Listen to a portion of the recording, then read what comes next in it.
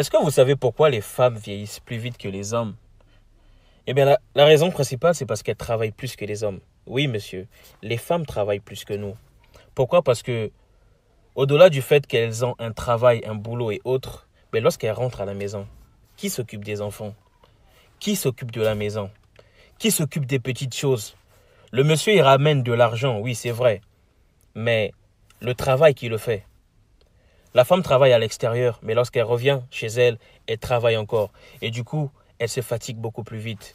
Un objet qu'on utilise tout le temps finit par se fissurer. Voilà pourquoi les femmes vieillissent plus vite que les hommes. Mais si vous ne voulez pas que votre femme vieillisse vite, aidez-les dans les tâches ménagères. Soyez des bons maris.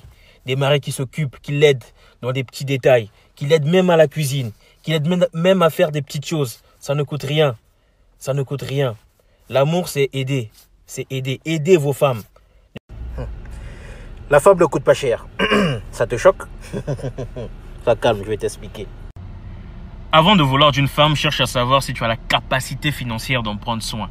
Aujourd'hui, beaucoup d'hommes se mettent la corde au cou en draguant certaines femmes qui n'ont même pas leur niveau de vie en fait.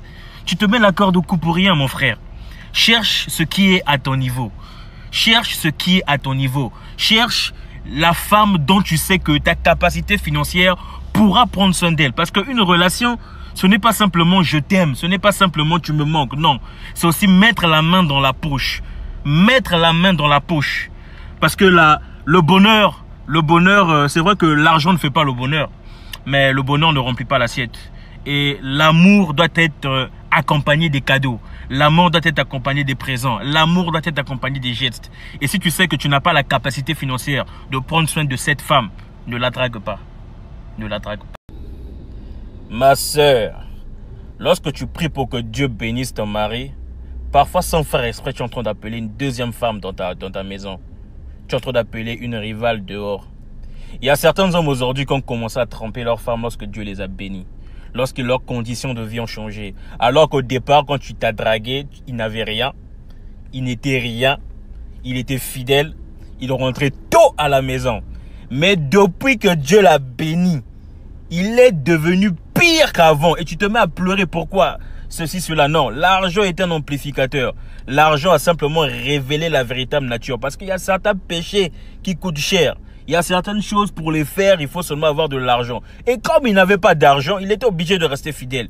Et depuis que Dieu l'a béni, il se met à te tromper. Prie d'abord pour que Dieu change le cœur de ton homme. Que Dieu transforme son cœur avant qu'il remplisse ses poches. Fais très attention, ma sœur. Tu te mets en relation avec un homme et au bout de quelques temps, il te dit « Prouve-moi que tu m'aimes ». Cette fameuse phrase que beaucoup aujourd'hui ont tendance à répéter auprès de leurs petits amis et autres. Et toi, par amour, tu le fais. Tu te donnes à lui, tu lui donnes ton corps. Mais la question que je vais te poser, à combien de femmes il a dit cette phrase? À combien de femmes il a posé cette question? Tu n'es pas sa première petite amie. Tu es sûr que les autres ne lui ont jamais prouvé par le sexe? Tu es sûr? Tu n'es pas la première. Arrêtez de tomber dans ce piège, mesdames. Arrêtez de tomber dans ce piège. Soyez réaliste. Un homme doit te doter, doit t'honorer, doit t'épouser avant de voir ta nudité. Sinon, au final, c'est toi qui perds en fait. Tu lui donnes ton corps. Et après, c'est pas ça l'amour. Quand on est en relation avec quelqu'un, quand on est en relation avec une personne, on est censé tout partager. Ce qui veut dire que ton numéro de carte bancaire, ta femme est censée le connaître. Bah, tu vas pas aller en banque, tu as des numéros de compte, ta femme n'est même pas au courant, elle n'a pas accès à ton code, à ton mot de passe, elle connaît rien de ta vie. Toi, tout ce qui te concerne, c'est... Non, mon frère, ça c'est la pagaille. Ça, c'est la pagaille. Elle doit connaître ton code Internet. Voilà, ton code Internet, ton mot de passe sur Facebook, Instagram, machin. Elle est censée toucher ton téléphone même sans ta permission. Ah ouais les gars, ah ouais les mecs, allez on est en 2021. Arrêtez votre vie de mytho et tout, machin, de cachotterie là, non. C'est ta femme. Tu vas me dire, ouais, mais je l'ai pas épousée, on vit ensemble, voilà, machin. Ah, mais tu couches avec elle, t'as pas aussi le droit de le faire, hein, si c'est pas ta femme. Donc ça veut dire que t'es censé tout partager, mon frère. Ah ouais, arrêtez ça. En toute franchise, Je plains les femmes qui, après un accouchement, se permettent de sortir leur sein et allaiter leurs enfants devant les gens. Quand je parle de devant les gens, c'est-à-dire que sans pourtant couvrir ton sein, tu l'exposes à la vue de tout le monde, sous prétexte que tu es maman, l'enfant a faim. Mais avant, tu ne le faisais pas. Est-ce que avant que tu accouches, tu te permettais d'exposer ton sein à la vue de tout le monde?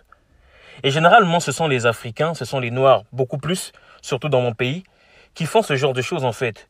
Et sans gêne, en fait, ça leur dit rien. On a l'impression qu'après un accouchement, certaines femmes perdent des valeurs, perdent des notions. Et c'est vraiment lamentable. Et celui qui est à côté de toi profite de voir ton sein. Et toi, ça te dit rien en fait. Prends un drap, couvre-toi. Tu n'es pas obligé d'exposer ton sein. Même si tu es mère. Même si tu viens d'accoucher. Et des valeurs. Garde des principes. Prenez soin de vos femmes. Vraiment, prenez soin de vos femmes. Si vous pouvez savoir le nombre de personnes qui admirent votre femme sans que vous le sachiez, je crois que vous agirez autrement en fait. Ne négligez jamais votre femme, prenez soin d'elle. La femme est un trésor, la femme est un cadeau, la femme est un... Votre femme est votre gloire. Lorsque les gens voient votre femme, ils doivent se poser la question, mais c'est la femme de qui? Décorez votre femme. Tel un sapin, décorez-la, admirez-la, complimentez-la tous les jours. Je ne peux pas concevoir qu'un homme vit avec une femme, tu as quelqu'un avec toi, et tu ne passes une journée sans lui dire que tu l'aimes. Non, il y a un problème. Décorez-la, faites-la des cadeaux, et assurez-vous qu'elle ne manque de rien.